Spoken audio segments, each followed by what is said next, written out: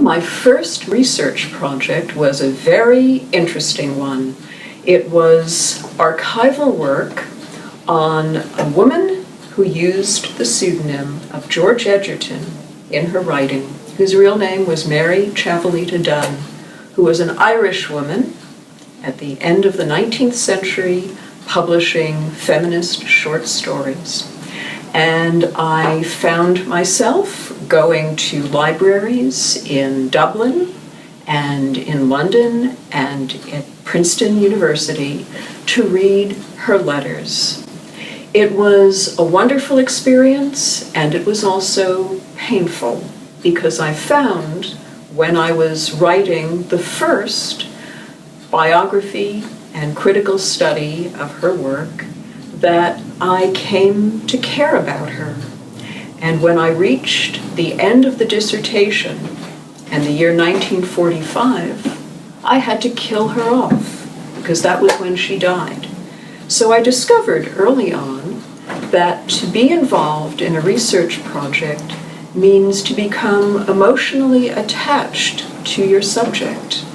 I wrote the last part of my dissertation describing her death while weeping. And the other thing that I learned was that women researchers have special challenges when they're doing research. And again, I think this is an important lesson, that research does not occur in a vacuum, but occurs in the world of gender politics with all the same power relations and power abuses in the real world. And for those of us who are feminist scholars, we believe that our work ought to have a strong political, positive effect. In 1994, while I was teaching at Georgetown University, I decided that I wanted to teach a new undergraduate course on women and war. I got a short-term fellowship at a Japanese women's college. As it happened, the Japanese Diet, which is their equivalent of Parliament or Congress, was first debating the issue of comfort women of World War II while I was there in Tokyo.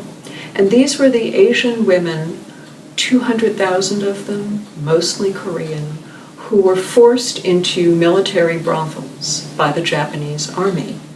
I became very interested in that story and became involved in a project that was led by a wonderful woman professor named Bonnie Oh, who was Korean-born, who wanted to organize the first research conference on the subject of comfort women, the first one in the US. And I got to know her, and I became a co-organizer of that conference.